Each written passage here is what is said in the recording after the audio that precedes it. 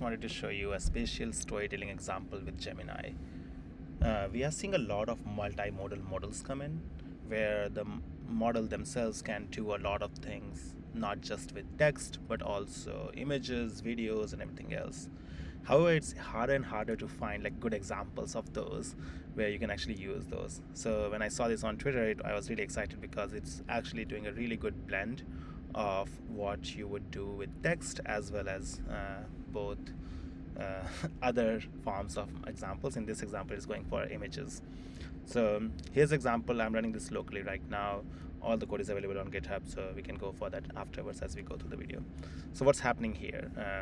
What's happening is I haven't uploaded a video of Golden Gate Park right now. I went for a hike there with a few friends in past few weeks, and once you upload that video, we have a prompt in here which says, tell me a story about the objects present in the image, and when you reference an object, put its name and bounding box in the format. So this is the format that we are asking the model to. We're asking the model to first write a story. That's completely text-based prompt.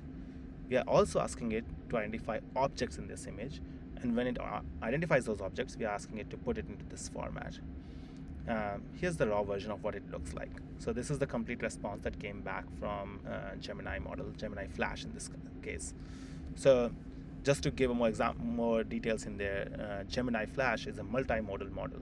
It's fast. It's a little bit smaller than Pro, but it's fast and works mostly very well for the kind of use cases that you're looking for. So what this allows us to do is it gave the response, but it also added these bounding boxes values around the actual text. So this is the complete raw text that was generated. Now on top of that, the author of the repository has added some more details to make it look nicer, and whenever we hover over it, he finds the bounding box into the image and applies this label as well as the bounding box on itself. So these are essentially what you would get from a normal image-based object detection model, where you would pass in an image, it would detect objects, and it will give you a JSON of where each object is, and it might name them. These might be generic categories that the model was originally trained on. But the good thing with generative models is that it can identify a lot of different categories that you might not have trained it upon. I'm assuming everything in this case it has been trained upon, like Golden Gate Bridge, Green Hills, a normal random hill, bridge as a category, lone tree, probably not a category that it was trained on. Maybe it was, but most probably not. And similarly, small tree. So it can get creative and identify different kind of objects in the image, which are more generative and which might not have been in the original training data. So I really like this example is because it's doing both. This essentially is a complete story here, and on top of that, it's adding bounding boxes on top of the objects themselves.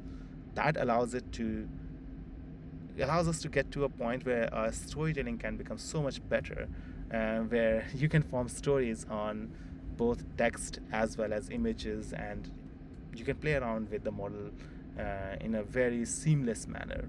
I really like this example and I wanted to show it off. I have already shown you the raw example in here, raw code, raw response, but the code is here. This is the GitHub repo, all the code is here, and let's just walk through the backend code of this. Backend is fairly simple in here. We just passing the text that comes in to the model along with the image data that we have, and just get the response text back and pass it back to the UI. In the UI side of things, we are doing a lot of things in here, like adding a bounding box overlay and like handling your hover states and everything else. But for me, the magic is all in the backend, where we are able to now capture those details and prompt a model to do both normal story of a generative model from a text side, but also object detection, and both of those are combined into a single model, Gemini Flash in this case. Of course, Pro is also same, or will work similar, or probably better. There's another example that the author has done where if you want just the JSON responses, you don't care about the story, you can do that as well. But for me, the JSON response example, the non-JSON story example is the best part, because it allows us to do new forms of storytelling. So here's to hoping we get to see better and better use cases of multimodal models. Thank you so much. See you soon.